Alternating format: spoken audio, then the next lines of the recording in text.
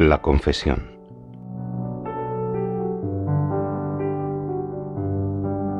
¿Qué le han comentado, si han dicho algo, las almas del purgatorio acerca del sacramento de la reconciliación o confesión? Oh, sí, lo mencionan con frecuencia. Están muy tristes de que se haya vuelto tan poco frecuente, que se haya dejado de lado. Es un regalo tan grande el que Dios nos brinda, que Satanás solamente podría querer destruirlo. Y creo que lo está logrando. Deberíamos acudir a la confesión, como debería llamarse, con alegría y no asustados o temerosos como desea Satanás. No hay de qué preocuparse, no hay nada que un sacerdote no haya escuchado ya. Un buen sacerdote sabe muy bien que él mismo, con todo lo que ha aprendido y experimentado, es mucho más pecador que el resto.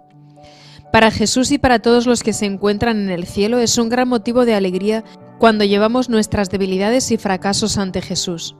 Las almas del purgatorio me han contado que no existirían el 60% de todas las depresiones que se sufren en el mundo si se aprovechara este enorme regalo. Muchos especialistas, empresas farmacéuticas y orientadores se quedarían sin trabajo si todos se confesaran regularmente. Nuestro Señor puede salvar y sanar a todos y a todo, según Él quiera, tan solo con pedírselo. Nuestra madre ha dicho, y creo que fue en Medjugorje, que la confesión mensual sanaría a Occidente. La confesión no se entiende correctamente. Para la mayoría nos resulta difícil diferenciar entre el bien y el mal, pero otro tema mucho más peliagudo es diferenciar entre lo bueno y lo mejor. La confesión no está solo para confesarnos de haber robado un banco, pues de hecho muy pocos de nosotros robamos bancos. Para la mayoría está para buscar cómo ser cada vez mejores a los ojos de Dios. ¿Qué podría haber hecho durante este último mes para haber sido más santo? Eso es lo que nos debemos preguntar. Y que alguien diga que durante el último mes hizo todo lo que estuvo en su mano para cumplir perfectamente la voluntad de Dios. La humildad nos trae la más grande de todas las gracias. Jesús regala sus mayores tesoros a los más pequeños de corazón. La confesión nos recuerda repetidamente la pequeñez que Jesús quiere de nosotros para que Él pueda darnos sus enormes gracias. ¿Cómo respondería a todos los que dicen y lo hacen con sinceridad que no necesitan un sacerdote para confesarse, que no necesitan contarle sus cosas a otra persona, sino que pueden dirigirse directamente a Dios?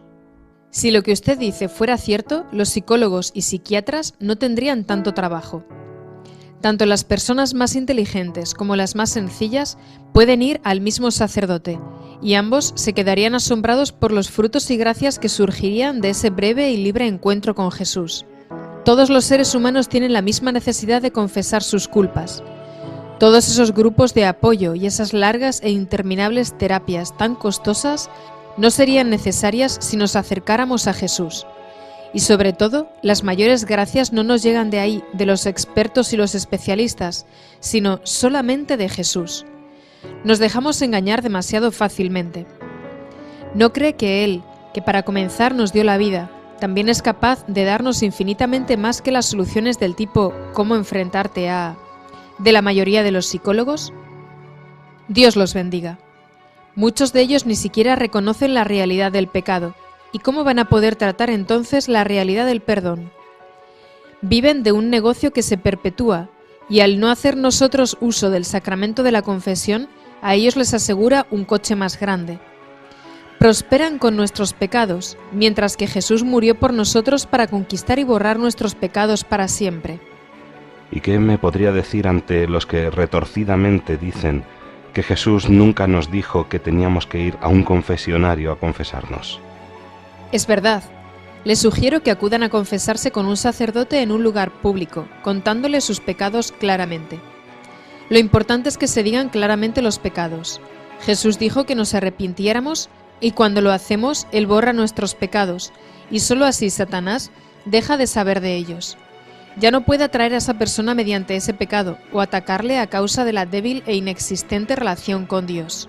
Pero quien se encuentra en el confesionario es Jesús, no un sacerdote. ¿Está usted segura? Le cuento un caso que le sorprenderá.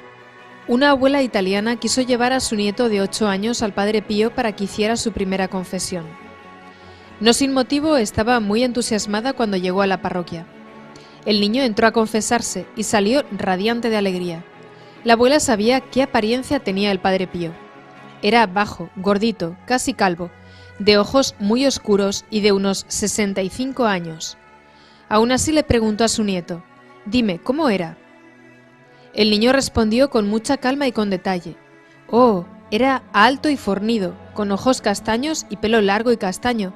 Tenía alrededor de 30 años». Está bromeando. No, cosas de este tipo suceden con frecuencia en lugares sagrados y de mucha oración. Déjeme plantearle un caso hipotético y luego le haré unas preguntas al respecto. Hay dos familias, ambas viven razonablemente bien y con salud. Una de las familias se confiesa regularmente mientras que la otra no. ¿Existirán diferencias entre sus descendientes? Y si las hubiera, ¿cuáles podrían ser? La primera familia contará con una base sólida para acercarse cada vez más a Jesús a lo largo de las generaciones, mientras que la segunda familia cargará con muchas dificultades que no hubiera tenido si se hubieran confesado regularmente. Por ejemplo, enfermedades y debilidades que podrían haberse evitado. La actitud correcta y penitente de la primera familia se reflejará en la fortaleza y la felicidad de sus descendientes, mientras que los de la otra familia serán más propensos a los ataques de Satanás.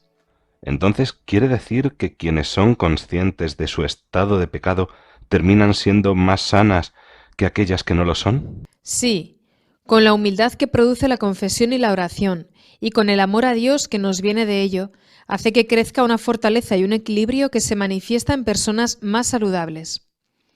Y esto significa que serán más saludables emocional, mental y físicamente, y que también se extenderá a lo largo de las generaciones. Entonces, podremos garantizar vidas más sanas a nuestros hijos, nietos y bisnietos con nuestro amor, con nuestras oraciones y con nuestras confesiones. Sí, exactamente. Gran parte de la medicina actual se limita a reparar los daños. Si los médicos actuales en todos los campos dedicaran el mismo tiempo y energía a la prevención en el sentido que nos indican los 10 mandamientos, el mundo tendría solo una pequeña fracción de las enfermedades que sufre en la actualidad. La medicina preventiva no nos cuesta nada y sobre todo nos damos cuenta más claramente de la inmensidad del amor de Dios por nosotros. Esto no es un juego para Él. Él se llena de alegría cuando estamos llenos de paz y de la felicidad que produce. Dios solo quiere vernos felices, libres y saludables. Entonces, ¿puede explicar la función de la contrición y del arrepentimiento en el momento de la muerte? Nos libramos de todas nuestras culpas con una buena confesión, si es totalmente honesta y si nos arrepentimos de corazón. Pero también hay que reparar el daño causado. Aún no quedamos completamente librados de esos pecados. Para obtener la total absolución, el alma debe quedar libre de toda atadura. En el caso de una madre con muchos niños pequeños que está a punto de morir, deberá entregarse hasta tal punto que pueda decir con sinceridad: Dios te entregó todo a ti, que se haga tu voluntad. Esto puede ser muy, muy difícil. La libertad mediante el pago de hasta el último céntimo, como dice Jesús en el Evangelio, se da entre nosotros y Dios, entre nosotros y los demás, con una reparación extra y liberándonos totalmente de toda atadura sobre asuntos que no sean los de Dios. Entonces, estar totalmente libre de todo pecado sería un proceso de 3 pilares. Sí, primero expiación entre nosotros y Dios, luego expiación entre nosotros y la persona a la cual herimos, que también nos implica siempre a nosotros mismos, y finalmente la reparación por medio de la oración y las buenas obras. No solo se debe borrar el pecado, sino que también se debe reparar. ¿Las personas no católicas y los no cristianos también deben confesarse? Oh, sí.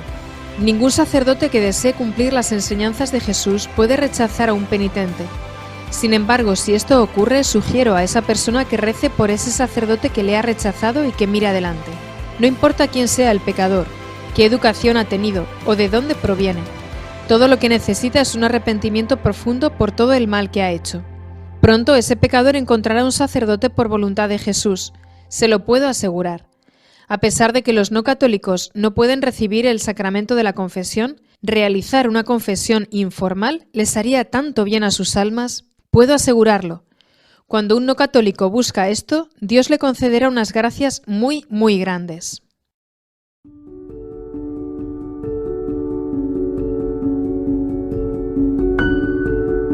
El rosario.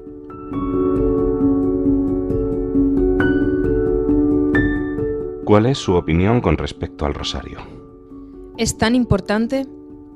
El rosario ayuda a curar las heridas y es también una gran fuente de paz, en especial para aquellas familias que lo rezan juntas. Satanás odia el rosario precisamente por esta razón.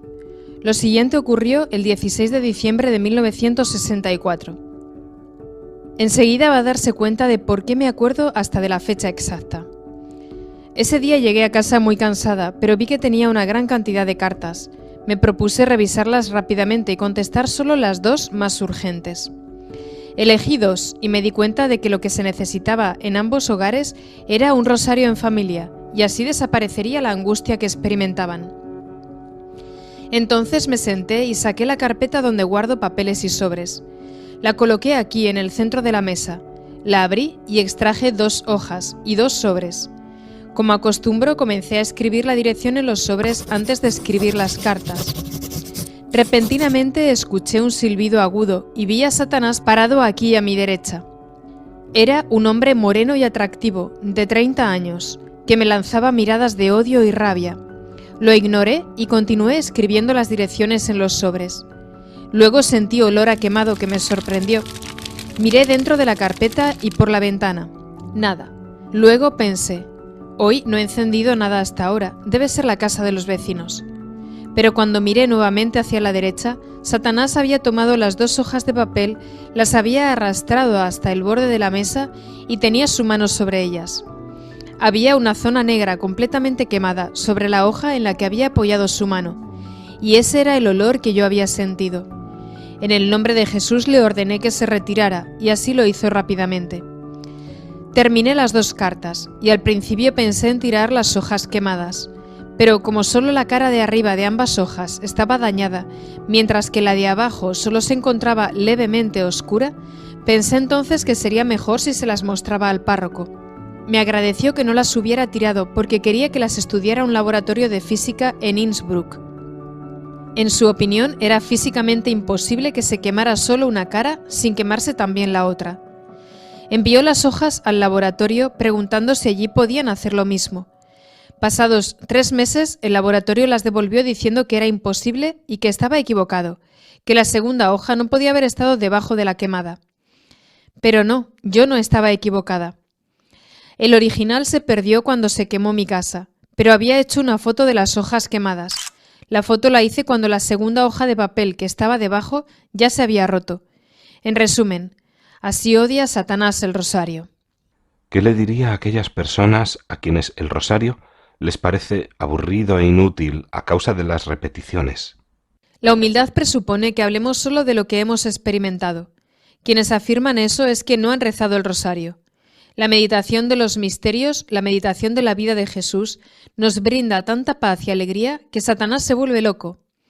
María hizo muchas promesas a aquellos que rezan el rosario, y lo hizo por medio de Santo Domingo.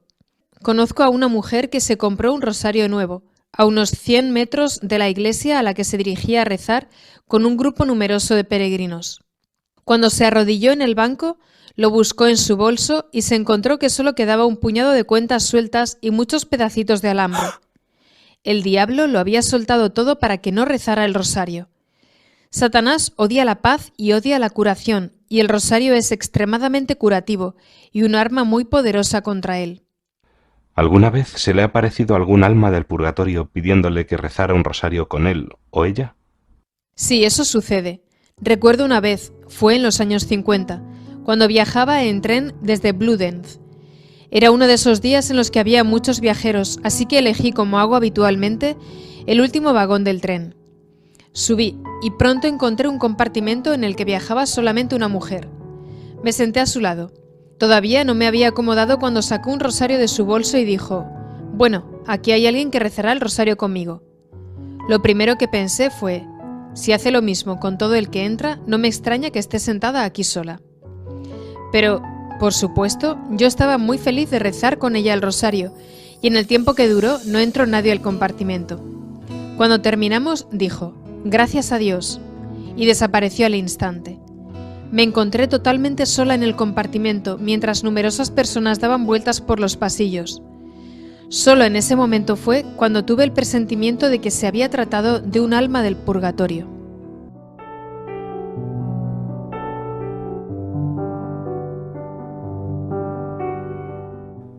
Los sacramentales.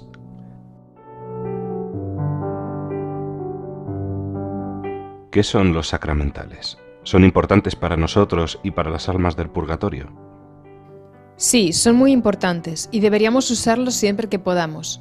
Las almas aman todos los sacramentales, entre los que se incluyen el agua bendita, el aceite, la sal, las medallas, las velas y otros objetos.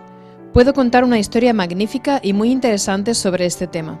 Sé de una mujer que le prometió a las almas del purgatorio encender una vela bendita por ellas todos los sábados.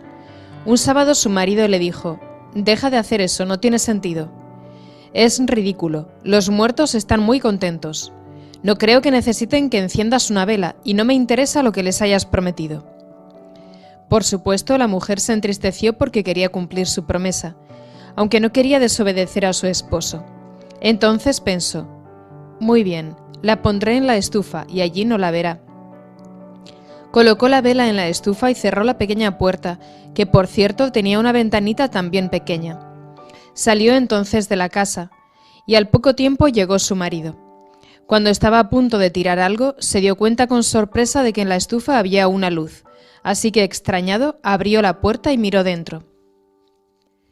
Para su gran asombro, no solo vio la vela ardiendo, sino 6 pares de manos juntas en actitud orante alrededor. Cerró la puerta y esperó a que regresara su mujer. Cuando llegó le dijo: «¿Por qué has puesto la vela dentro de la estufa? Deberías ponerla aquí en la mesa». ¿Les gusta también algún tipo de música en particular? Sí, les gusta la música sacra y de forma especial el sonido de las campanas que convocan a las familias a la iglesia. Así que nos puede sorprender que en algunos laicistas protesten diciendo que las campanas son una invasión a su privacidad. Satanás tiene otro punto más a su favor si las sociedades están tan espiritualmente muertas como para no reaccionar ante estos ataques. ¿Cómo puede ayudarnos a nosotros y a las almas del purgatorio el agua bendita? Deberíamos tener agua bendita a mano en todos los hogares. Deberíamos usarla con frecuencia. En caso de que algo nos perturbe o si se ha cometido un gran pecado, deberíamos rociar el lugar con agua bendita. Es una protección poderosa contra Satanás. Las almas del purgatorio piden que haya agua bendita en todas las tumbas y se congregan y nos ayudan en cualquier lugar donde se utilice con frecuencia. También para discernir si una actividad es demoníaca o no, el agua bendita contestará rápidamente la pregunta por nosotros. Los demonios escapan de ella y vuelve la paz cuando se utiliza.